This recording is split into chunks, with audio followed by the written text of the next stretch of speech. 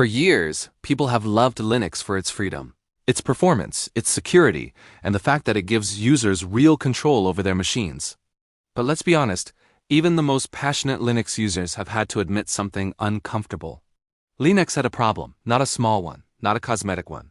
A real, long-standing issue that stopped millions of everyday users from switching. And in 2026, that problem has finally been solved.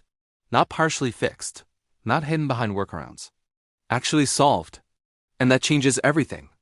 If you rewind just a few years, the biggest barrier to Linux wasn't performance, it wasn't stability. It wasn't even the desktop environment. The real issue was compatibility. Specifically, application compatibility and hardware compatibility. People would say, I want to switch to Linux, but I need this one Windows app. Or my printer doesn't work. Or my graphics drivers are a nightmare. And those weren't just excuses. They were real frustrations. For someone who just wants their computer to work, any friction is too much friction. Linux distributions made huge progress over the last decade. Distros became more polished, installers became easier. Desktop environments became beautiful. Projects like Proton made gaming shockingly good on Linux. But even then, there was always that lingering doubt. Would everything work? Would updates break something? Would professional software run properly? That uncertainty kept Linux in the enthusiast category for millions of users. What changed in 2026 is a combination of technologies maturing at the same time. Compatibility layers became seamless. Containerized apps became standard. Hardware vendors stopped treating Linux as an afterthought. And AI-driven configuration tools began automatically solving issues that once required forum diving and terminal commands. The result is something we haven't seen before. A Linux desktop experience that feels universal. Let's talk about applications first, because that was the biggest pain point. For years, Wine existed as a bridge between Windows apps and Linux. It worked, but not always perfectly. You had to tweak things. You had to experiment with versions. Then Proton came along, backed heavily by Valve, and gaming changed overnight. Suddenly, thousands of Windows-only games ran on Linux with near-native performance. But outside gaming, things were still fragmented. Now in 2026, compatibility layers are deeply integrated into the system itself. On many modern Linux distributions, when you double-click a Windows executable, it just runs. No manual configuration, no dependency hunting. Behind the scenes, advanced translation layers automatically map system calls, manage libraries, and optimize performance. For the user, it feels native. And that psychological shift is huge. When users stop thinking about compatibility and just use their apps, Linux stops feeling alternative and starts feeling normal. At the same time, web technologies matured to a point where many major applications became platform agnostic. High-performance web apps now rival native applications in responsiveness and capability. Companies that once ignored Linux now ship cross-platform clients by default. Developers increasingly target Linux first because of its dominance in servers, cloud infrastructure, and development environments. The desktop is no longer an afterthought. It's part of a unified ecosystem. Then there's hardware. Historically, buying a laptop and hoping everything worked on Linux felt like a gamble. Wi-Fi chips, fingerprint sensors, hybrid graphics, power management, any one of these could cause headaches. But manufacturers have changed. As Linux gained popularity among developers, creators, and gamers, OEMs realized there was money to be made. In 2026, many major laptop lines offer official Linux variants. Drivers are open, documented, and upstreamed into the kernel. That means when you install a modern Linux distribution, the kernel already knows how to talk to your hardware. The Linux kernel itself evolved rapidly. Hardware enablement cycles became faster. Vendors collaborate directly with kernel maintainers. Instead of waiting months or years for proper support, new devices often work out of the box. Graphics drivers, especially for modern GPUs, reached a level of stability and performance parity that few expected. Gaming benchmarks now show Linux competing head-to-head with other operating systems, sometimes even outperforming them due to leaner system overhead. But solving compatibility and hardware wasn't enough. The other big problem was fragmentation. New users would ask, which distro should I choose? And they'd get 20 different answers. Each distribution had its own package manager, its own philosophy, its own release cycle. For enthusiasts, that was freedom. For beginners, it was confusion. What changed is not that fragmentation disappeared, but that it became less visible. Universal packaging formats matured. Containerized applications ensure that software runs the same way across different distributions. Developers can package once and ship everywhere. Users no longer worry about dependency conflicts. Updates are atomic and reversible in many modern systems, meaning if something breaks, you can roll back instantly. That reduces fear. And reducing fear increases adoption. AI played a surprising role in this transformation. Modern Linux desktops now include intelligent system assistants that monitor configuration, detect issues, and offer fixes in plain language. Instead of searching forums, users get contextual suggestions built into the OS.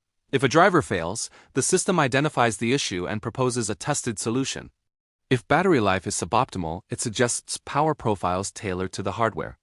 The command line still exists for power users, but it's no longer a requirement for basic troubleshooting.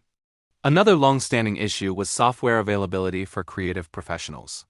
Video editors, designers, music producers, many felt locked into other platforms because of specific tools. In 2026, that lock-in is weaker than ever. Open-source creative tools matured significantly, offering professional-grade features.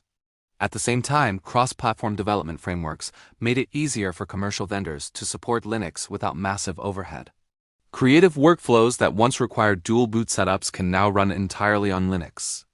Security, which was always a Linux strength, became a selling point rather than just a technical detail. With increasing concerns about telemetry, ads in operating systems, and forced updates, users began looking for alternatives that respect privacy. Linux distributions emphasize transparency. You can see what the system is doing. You control updates. There are no hidden background processes harvesting data. In an era where digital trust is fragile, that matters. And then there's performance. Modern Linux desktops are remarkably efficient. They scale from powerful workstations to modest hardware gracefully. As hardware prices fluctuate and sustainability becomes more important, the ability to extend the life of older machines is powerful. Installing a modern Linux distribution can breathe new life into hardware that struggles under heavier systems. That's not just a technical advantage. It's an economic one. What truly changes everything in 2026 is perception. For decades, Linux was seen as something you switch to if you're technical, ideological, or adventurous. Now it's increasingly seen as simply another viable mainstream option. Schools deploy it to reduce costs. Developers prefer it because their tools run natively. Gamers use it without sacrificing their libraries. Professionals adopt it for stability and control. The tipping point doesn't come from a single announcement or a single distribution. It comes from years of incremental progress reaching critical mass. Compatibility layers became invisible. Hardware support became reliable. Universal packaging reduced fragmentation. AI reduced friction. Together, these advances eliminate the main arguments against Linux for the average user. When someone in 2026 asks, "Can I switch to Linux?" the honest answer is no longer, "It depends." It's increasingly, "Yes, you probably can." And that's revolutionary. Think about how operating system transitions happened in the past.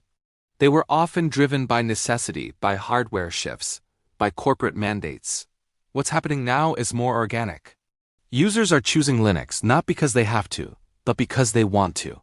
They want control. They want performance. They want privacy. And now, finally, they don't have to give up compatibility to get those things. Developers play a huge role in this shift. As more development happens in containers and cloud-native environments, Linux becomes the default development platform. When developers use Linux daily, they optimize for it, they test on it, they support it. That ecosystem feedback loop strengthens the desktop experience. Education is another catalyst. Students exposed to Linux in schools grow comfortable with it. They learn that computing doesn't have to revolve around a single corporate ecosystem. They experience open standards and collaborative development firsthand. That cultural shift influences long-term adoption patterns. Even enterprise environments are reevaluating desktop strategies.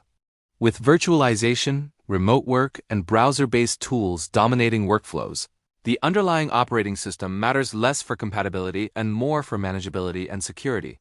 Linux excels in centralized management and automation. Organizations seeking cost efficiency and control find it appealing. The biggest psychological barrier used to be fear of the unknown. Stories about broken drivers, missing software, cryptic errors, those stories are becoming outdated. Modern Linux distributions emphasize smooth onboarding. Installers detect hardware intelligently. Default configurations are sane. Software centers are polished and intuitive. The experience feels cohesive. Does this mean Linux is perfect? No operating system is perfect. There will always be edge cases, niche software, specialized hardware. But the difference in 2026 is that those edge cases are no longer the norm. They're exceptions. And when the exceptions shrink, adoption grows. The phrase, Linux just solved its biggest problem, doesn't mean one patch flipped a switch. It means the ecosystem matured. It means years of collaborative development converged. It means the average user's top concerns have practical, reliable answers. For content creators, this is an exciting moment. Tutorials can focus less on troubleshooting and more on productivity. Reviews can highlight features rather than caveats. Discussions shift from "can it replace my current system?" to "which Linux experience suits me best?" And perhaps the most powerful change is confidence. Confidence from users who install Linux and find everything working. Confidence from developers who target Linux without hesitation. Confidence from hardware vendors who support it officially. Confidence from organizations deploying it at scale. When confidence replaces doubt, momentum builds. And momentum is what changes everything. In 2026, Linux isn't just the backbone of servers and supercomputers. It's not just the engine behind Android. It's a polished, practical, mainstream desktop operating system. The biggest problem, compatibility and friction, has been systematically dismantled. And with that barrier gone, the only real question left is how far this momentum will carry it. The next few years will be fascinating. As more users try Linux and discover that the old limitations no longer apply, word of mouth accelerates, communities grow, contributions increase. Innovation compounds, the cycle feeds itself. For anyone watching this space, the message is simple. If you dismissed Linux years ago because of compatibility, hardware headaches, or complexity, it's time to take another look. The landscape has changed. The experience has evolved. The biggest obstacle is no longer standing in the way. And that's why 2026 feels different. Not because Linux suddenly appeared, but because it quietly solved the problem that held it back for decades. Now, with that barrier removed, the playing field is level. And when users truly have a choice, real, practical, usable choice, everything changes.